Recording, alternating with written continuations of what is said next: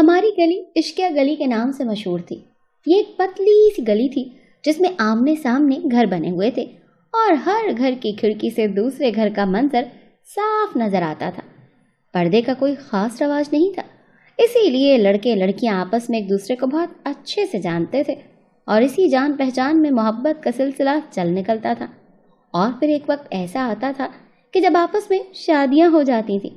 ہماری گلی کے ہر گھر میں ایک لو میرج ضرور تھی اور اسی لیے ہماری گلی کو سب عشقیہ گلی کہتے تھے۔ میرا نام کرن تھا اور میں 14 سال کی تھی اور میں بھی اسی گلی کا حصہ تھی۔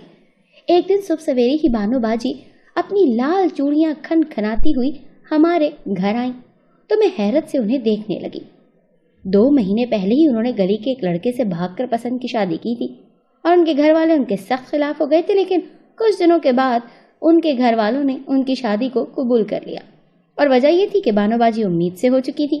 جیسے ہی بانو باجی کی امی کو پتہ چلا کہ ان کی بیٹی ماں بننے والی ہے تو وہ خوشی خوشی بانو باجی کو گھر لے کر آئی تھی اور اب وہ بھی اسی محلے میں ہی رہ رہی تھی۔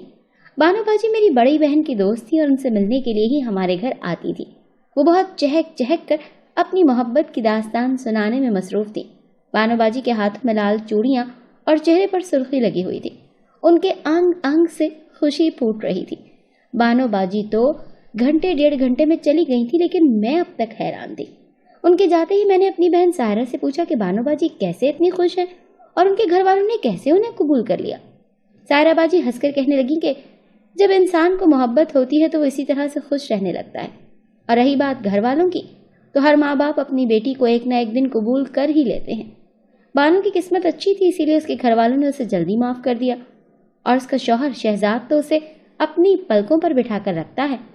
سائرہ باجی کی بات سن کر میرے دل میں بھی ایک عجیب سی خواہش پیدا ہو گئی تھی اور میں بھی محبت کرنا چاہتی تھی۔ میری عمر صرف 14 سال تھی، لیکن ہماری گلی کے ماحول نے مجھے بھی اس بات پر مجبور کر دیا تھا کہ میری زندگی میں بھی کوئی ایسا شخص آئے جو مجھ سے محبت کرے اور میں اس کے لیے اپنا گھر بار چھوڑ دوں۔ میرے لیے محبت کسی ایڈونچر کی طرح تھی جس میں آپ اپنے گھر والوں کو بتائے بغیر کسی سے محبت کرنے لگتے ہیں اور اسی کے ساتھ جینا مرنا چاہتے ہیں اور اسی کے لیے اپنا گھر بار بھی چھوڑ دیتے ہیں۔ اسی دن سے ہی میں اپنی زندگی میں کسی ایسے شخص کی کمی محسوس کرنے لگی جو مجھے بانو باجی کی طرح خوش رکھتا۔ بانو باجی کیا ہمارے گھر آ کر گئیں، میرے تو سوچنے کا نظریہ ہی بدل گیا۔ مجھے ایسے لگنے لگا تھا جیسے زندگی میں محبت ہی سب کچھ ہے۔ میرا پڑھائی میں بھی دل نہیں لگتا تھا، یوں کہیں کہ پڑھائی سے دل اچاٹ ہو گیا تھا۔ میں گلی میں جس کو بھی دیکھتی وہ کسی نہ کسی کی محبت میں مبتلا نظر آتا، یہاں تک کہ سائرہ باجی بھی پڑوس والے عارف بھائی کو پسند کرتی تھی اور یہ بات میں کافی وقت سے جانتی تھی۔ عارف بھائی آدھی رات کو چپکے سے چھت پر سائرہ باجی سے ملنے کے لیے آیا کرتے اور سائرہ باجی میرے برابر والے بستر سے اٹھ کر باہر چلی جاتی۔ کئی دفعہ میں نے چھپ کر ان دونوں کی ملاقات کو دیکھا تھا۔ عارف بھائی جس طرح سائرہ باجی سے محبت بھری باتیں کرتے، میرا بھی دل کرتا ایسی باتیں سننے کے لیے کہ کوئی مجھ سے بھی کرے۔ اور پھر میری زندگی میں بھی ایک ایسا شخص آ ہی گیا جو میرے لیے بہت ہی خاص بن گیا۔ ہمارے سامنے سے برابر والے گھر میں نئے کرایہ دار آئے تھے۔ یہ ایک چھوٹی سی فیملی تھی جس میں ایک بوڑھی ماں اور اس کے 2 بیٹے تھے۔ ان کا ایک بڑا بیٹا فرحان تھا، مجھے پہلی ہی نظر میں پسند آ گیا۔ وہ ایک 18-20 سال کا خوبرو نوجوان تھا۔ اس پر کوئی بھی لڑکی آسانی سے اپنا دل ہار سکتی تھی، لیکن خوشی کی بات یہ تھی کہ اس کی نظر مجھ پر ٹھہر گئی تھی۔ وہ لوگ اوپر والے پورشن میں کرائے پر آئے تھے اور ان کی کھڑکی سے میرا کمرہ صاف نظر آتا تھا، کیونکہ گرمی کی وجہ سے میں بھی اپنے کمرے کی کھڑکی کھلی رکھتی تھی۔ فرحان ساری شام اپنی کھڑکی پر کھڑا ہو کر میرے کمرے کی طرف دیکھتا رہتا۔ شروع میں تو مجھے یہ کچھ عجیب سا لگا، لیکن پھر آہستہ آہستہ مجھے اس کی نظروں کی عادت ہوتی چلی گئی اور میں خود بھی اس کے انتظار میں کھڑکی پر کھڑی رہنے لگی۔ کچھ دن گزرے تھے کہ ایک دن میں اسکول سے واپس آ رہی تھی جب گلی میں کوئی نہیں تھا اور فرحان اپنے گھر کے باہر ہی موجود تھا۔ مجھے دیکھتے ہی اس نے میری طرف ایک چھوٹی سی پرچی پکڑائی اور میں نے کانپتے ہاتھوں سے وہ پرچی لے لی اور گھر آ کر اسے کھول کر دیکھا تو اس میں ایک فون نمبر لکھا ہوا تھا۔ میرا دل بہت تیزی سے دھڑک رہا تھا، مجھے بہت خوف بھی محسوس ہو رہا تھا، لیکن دوپہر کو جب سب گھر والے سو گئے تو میں نے دل کے ہاتھوں مجبور ہو کر اس نمبر پر فون ملایا۔ دوسری طرف فرحان میرا ہی منتظر تھا اور اس کے بعد ہم دونوں کے درمیان 1 گھنٹے تک بات ہوتی رہی اور فرحان نے اپنے دل کی بے قراری کو مجھ سے بیان کر دیا۔ فرحان کی لفظوں کی چاشنی نے مجھے پوری طرح اپنے سحر میں لپیٹ لیا تھا۔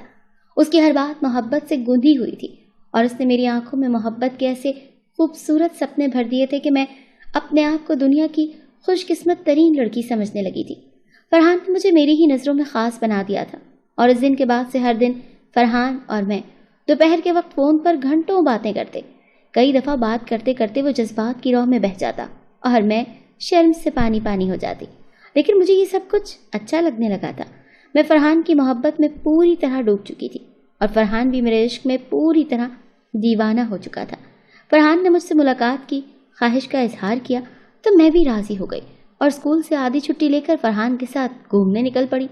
فرحان مجھے اپنی بائک پر بٹھا کر شہر کی سڑکوں پر گھومتا رہا، اور اس نے مجھے اپنی محبت کا پوری طرح سے یقین دلا دیا۔ وہ کہہ رہا تھا کہ وہ مجھ سے شادی کرنا چاہتا ہے، لیکن میں نے اسے بتایا کہ ابھی میری عمر بہت کم ہے اور مجھ سے بڑی ایک بہن بھی گھر میں موجود ہے۔ فرحان اپنی بےتابیوں کا اظہار کرتے ہوئے کہنے لگا کہ میرے بغیر وہ ایک پل بھی نہیں گزار سکتا، اور وہ مجھ سے اب ملنا چاہتا ہے۔ فرحان ہمیشہ یہی کہتا کہ محبت ملن کے بغیر ادھوری ہے، اور مجھے بھی یہی لگنے لگا تھا۔ میں بھی فرحان کے ساتھ اپنی زندگی کو آگے بڑھانا چاہتی تھی، لیکن میں جانتی تھی کہ میرے گھر والے ابھی میرے رشتے کے بارے میں بالکل بھی نہیں سوچیں گے۔ میں محض 14 سال کی ایک بچی تھی جو 9ویں کلاس کی طالبہ تھی۔ میں نے فرحان کو بارہا سمجھانے کی کوشش کی کہ فرحان ایسا نہیں ہو سکتا، لیکن فرحان کی بے قراریاں حد سے زیادہ بڑھ گئی تھیں، اور ایک دن وہ کہنے لگا کہ وہ مجھ سے کورٹ میرج کرنا چاہتا ہے۔ ایک دفعہ جب ہم دونوں شادی کر لیں گے تو سب لوگ خود ہی قبول کر لیں گے، اور بانو باجی سے ملنے کے بعد تو میں بھی اسی بات پر یقین رکھتی تھی کہ ایک نہ ایک دن گھر والے قبول کر ہی لیں گے۔ کورٹ میرج کے نام پر میں کچھ پریشان ہو گئی تھی۔ چاہتی تو میں بھی یہی تھی کہ اب فرحان کے ساتھ زندگی گزاروں، لیکن یہ ایک مشکل فیصلہ تھا، اور اس فیصلے کو لینے کے لیے فرحان نے مجھے بہت زیادہ مجبور کیا تھا۔ وہ بار بار بات دہراتا کہ میں اس کے ساتھ خاموشی سے چل کر شادی کر لوں۔ محبت کے آگے میں ہار گئی تھی، اور ایک رات سب کے سوتے ہی گھر سے پیسے اور زیور لے کر نکل پڑی۔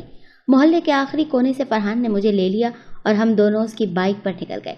کسی نے ہمیں بھاگتے نہیں دیکھا، اور نہ ہی کسی کو میری اور فرحان کی محبت کے بارے میں کچھ علم تھا۔